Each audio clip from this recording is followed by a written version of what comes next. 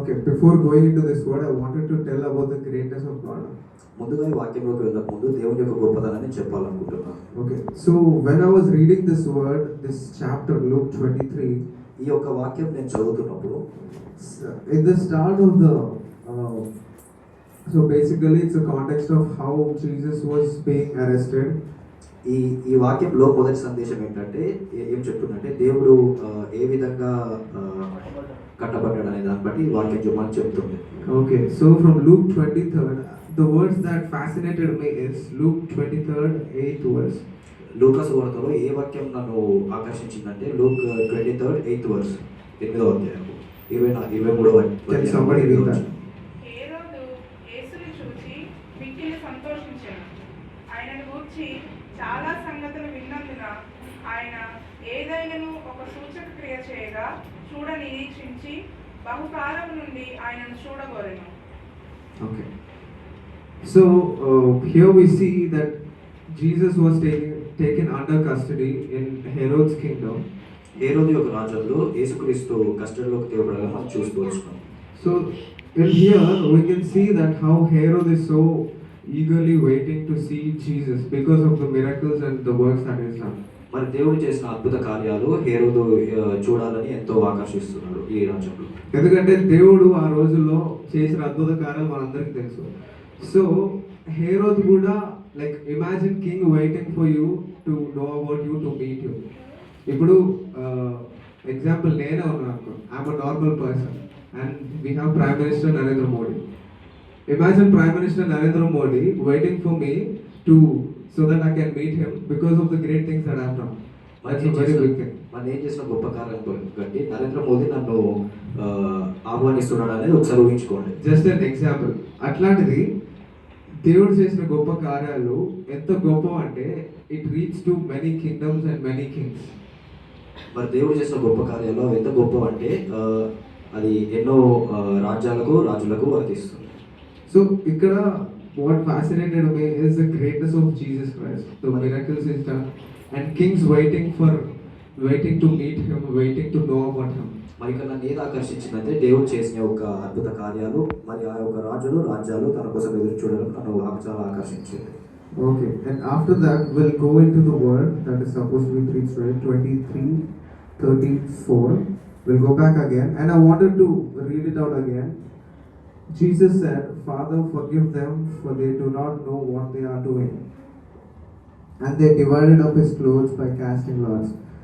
So, this was a time where Jesus was already crucified. He was brought into custody. People told to crucify him. మరి వాక్యంలో మనం చూస్తూ వచ్చినాం. అప్పటికే అది యేసు ప్రభుని కస్టడీలోకి తీసుకొచ్చిన సమయం, తనని శిక్షిస్తున్న సమయం అది.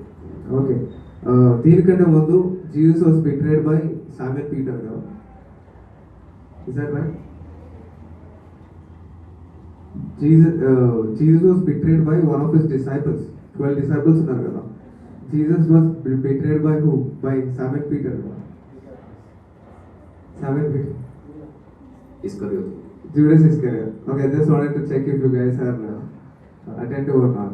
Is he betrayed by Peter or anyone else? Judas Iscariot. Okay, thank you. So Jesus was betrayed by Judas Iscariot and brought into custody, and people told to crucify him. Even if there was Barabbas who was accused of many things, and they wanted Jesus to be crucified. మన దేవుడు యేసు ప్రభు ఇస్కరియోతు యూదా చేత మోసపడి ఆ యొక్క రాజ్యానికి తీసుకురాబట్టి తనతో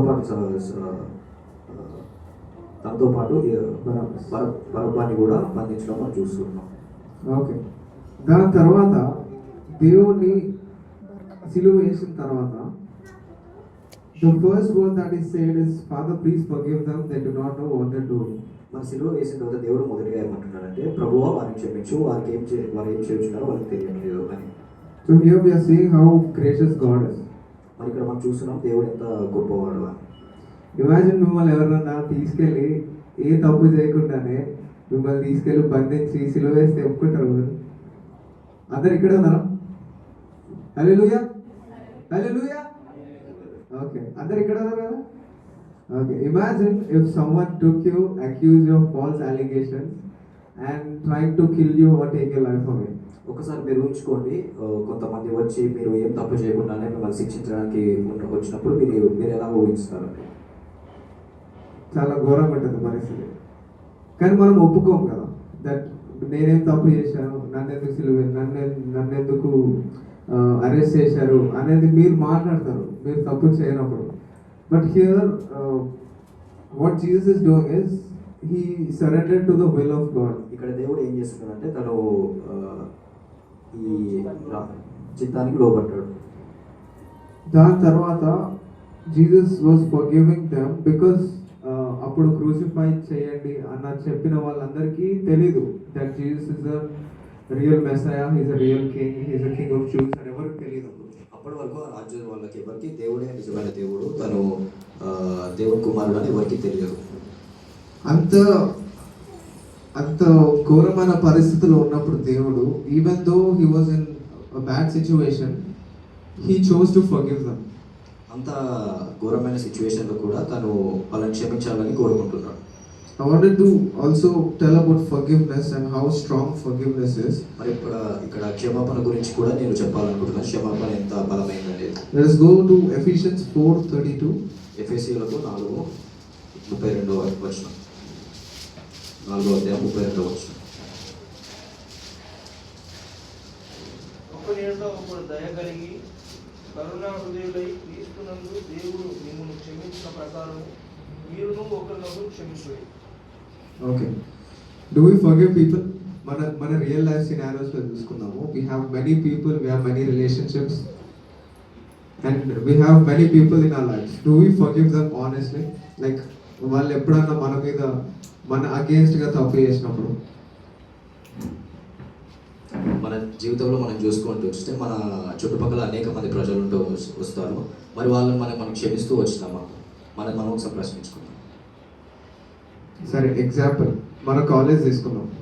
okay, so మన కాలేజ్లో ఒకడు ఉన్నాడు, మన ఫ్రెండ్. ఫస్ట్ ఇయర్ నుంచి is a good friend. Okay, second year తర్వాత ఆఫ్టర్ సెకండ్ ఇయర్ ఎండింగ్ వచ్చేసరికి he's being very far away from మన దగ్గర నుంచి డ్రిఫ్ట్ అయితే ఉన్నాడు, like on and off communication and relationship. And after that నీ మీద లేనిపోయిన నిందలు, లేకపోతే నీ మీద ఏమైనా కంప్లైంట్స్ కానీ, నీ మీద ఏమైనా గాసిప్స్ కానీ వేరే వాళ్ళతో మాట్లాడుతూ ఉంటారు. సో అది మీకు తెలిసింది. But it will be hard for you to forgive him because of the things is done and the consequences that you face. మరి ఇంత జరిగినా కూడా మనకు క్షమాపణ చేయాలని మనకు అనిపిస్తుంది ఆ సిచ్యువేషన్స్. ఓకే, సో నాకు అర్థమైంది ఏంటంటే when I was reading the word, మన హ్యూమన్ నేచర్లో forgiving someone is a very big task. మరి మన మానవ హృదయంలో క్షమించడం అనేది ఒక పెద్ద పరీక్ష అని మనం చూస్తూ వచ్చినాం. So forgiving people, one another, forgiving our neighbors when they do wrong against us. మనం తప్పు చేయకపోయినా మన మీద ఫాల్స్ అక్యూజేషన్స్ వేసి చాలా జరుగుతాయి. సో అట్లాంటి వాళ్ళని ఫర్గివ్ చేయడం it is very hard. And yeah, though forgiving is a very strong thing. So క్షమాపణ ఇచ్చడం అనేది చాలా బలమైన విషయం. Okay, I wanted to highlight this reference also. Psalms 103:12. సామెతలు 103:12 వచనాన్ని నేను కీర్తనలు 103 అధ్యాయం 12 వచనం. పడమటికి తూర్పంత దూరము ఆయన మన అతిక్రమములను మనకు అంత దూరపరిచి ఉన్నాడు. ఓకే, దేవుడు ఏం చేశాడండి ఈ వాక్యంలో? దావీదు ఏం చెప్తున్నారు? That he removed our transgressions from us. Transgressions అంటే the sins that we committed, the disobedience that we showed against God. So,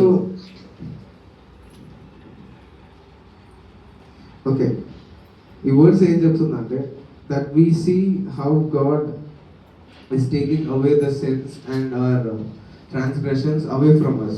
ఈ వచనంలో మనం ఏం చూస్తున్నామంటే దేవుడు ఏ విధంగా మన పాపములను దూరం చేస్తున్నాడు అనేది మనం చూస్తూ వచ్చాం. So we can see how gracious God is in our life. మన జీవితంలో దేవుడు ఏ విధంగా ఎంత గొప్పగా ఉంటూ వస్తున్నాడో మనం చూస్తూ వచ్చినాం. Okay. And I wanted to also highlight about the things that we are going through. మనము ఏ పరిస్థితుల్లో వెళ్ళవలసి వచ్చినామో అది కూడా ఇక్కడ హైలైట్ చేయబడుతూ వచ్చింది. The relationship with us and God. మనకు దేవునికి ఉన్న సహవాసం. The relationship with us and God has to be pure, and but we assume it in a wrong way, and we keep on disobeying His words. మనకు దేవునికి ఉన్న సహవాసము ఎంతో పవిత్రమైనది, కానీ దాన్ని మనం తప్పుగా చూస్తూ వచ్చినాం. మనం దేవుని డిసోబీడియంట్గా ఉంటూ వస్తున్నాం. So God gave commandments in the starting in the Old Testament, దేవుడు మనకు ఆజ్ఞలు ఇస్తూ వచ్చినాడు పాత నిబంధనలో, and He asked us to follow those commandments. మనల్ని అవి అనుసరించమని దేవుడు చెప్తూ వచ్చినాడు. But in our daily life we struggle to follow the commandments, and we struggle to obey God. మన రోజు జీవితంలో మనము దేవుని అనుసరించడం తప్పిస్తూ వచ్చినాం. So what I wanted to convey you all is that నేనేం చెప్పాలనుకుంటున్నానంటే, disobeying God is a very bad thing, and asking for forgiveness and repenting and again repeating the mistake. దేవునికి disobedient ఉండడం అనేది చాలా ఘోరమైన విషయం. ఇంకా క్షమాపణ అడిగేదాన్ని పశ్చాత్తాపం. Okay. So after we disobey God also, after we sin, we tend to repeat the mistakes that we do. మనము దేవునికి డిసోబీడియంట్ ఉండి మనం పాపం చేసి వచ్చినప్పటికీ మనము We tend to do it again. మనం దాన్ని మళ్ళీ చేస్తూ వచ్చినాం. So we can see our God is really gracious and has mercy on our life. దేవుడు మనం చూస్తూ వస్తుంటే దేవుడు మన జీవితం పట్ల ఎంతో గొప్పగా వస్తున్నాడు, మనకు మెర్సీ కరంగా ఉంటూ వచ్చినాడు. That even though we sin again, even though we disobey His commands, even though we drift away from having no relationship with Him, మనం పాపం చేసినప్పటికీ, మనము దేవుడికి డిసోబీడియంట్ ఉన్నప్పటికీ, మనం దేవుడి నుంచి తప్పిపోతున్నప్పటికీ దేవుడు మనల్ని ప్రేమిస్తూ వచ్చినాడు. God forgives us. దేవుడు మనల్ని క్షమిస్తూ వచ్చినాడు. So I just wanted to encourage all of you to please know the value of God's sacrifice. నేను ఒకటే మిమ్మల్ని ఎంకరేజ్ చేయాలనుకుంటున్నాను ఏంటంటే, దేవుని యొక్క సాక్రిఫైస్ని మీరు రియలైజ్ అవ్వాలని నేను అనుకుంటున్నాను. Because he died for us 2000 years ago. మన కొరకు తను 2000 సంవత్సరాల క్రితం మన కొరకు తను చనిపోయాడు. For all our sins. మన పాపం కొరకు తను చనిపోయాడు. And for all our mistakes. మన తప్పుల కొరకు తను చనిపోయాడు. So we have to respect that sacrifice. We have to value that sacrifice and obey His word. మనము ఆ యొక్క సాక్రిఫైస్ని మనం గౌరవించాలి, ఆ యొక్క సాక్రిఫైస్ని మనము విలువ చేయాలి. అట్లా అని చెప్పేసి పాపం చేసి మళ్ళీ దేవుడి దగ్గరికి వెళ్ళి జీసస్ ఐమ్ సో సారీ నేను తప్పు చేసినందుకు రిపెంట్ అయిన తర్వాత మళ్ళీ అదే తప్పు మళ్ళీ రిపీట్ చేసి మళ్ళీ రిపెంట్ అయ్యి మళ్ళీ రిపీట్ చేసి మళ్ళీ సారీ చెప్పి వాల్యూ ఉండదు. But God is a gracious God. నువ్వు ఎన్నిసార్లు తప్పు చేసినా, నువ్వు ఎన్నిసార్లు రిపెంట్ అయినా, he's ready to hear your word, he's ready to hear your heart. మనం ఎన్నిసార్లు పాపం చేసినా దేవుడు మన హృదయాన్ని వినాలని ఆశిస్తున్నాడు. So I just wanted to encourage all of you to have a good relationship with God. నేను మీ అందరిని ఏమని ప్రోత్సహించపరచాలనుకుంటున్నా అంటే దేవునితో మంచి సహవాసం ఉండాలని. And encourage others also to come, like to tell about Christ, to encourage them about what real love is. మరి వేరే వాళ్ళని కూడా దేవుని గురించి చెప్పమని, దేవుని గురించి తెలుసుకోమని ప్రోత్సాహపరుస్తున్నాను. Because God's love is the greatest and it's the purest love. ఎందుకంటే దేవుని యొక్క ప్రేమ ఎంతో గొప్పది, అది ఎంతో పవిత్రమైనది. అలాంటి ప్రేమే He sacrificed His own life for the love of us. అలాంటి ప్రేమ, అలాంటి జీవితం మన కొరకు తను సాక్రిఫైస్ చేస్తూ వచ్చినాడు.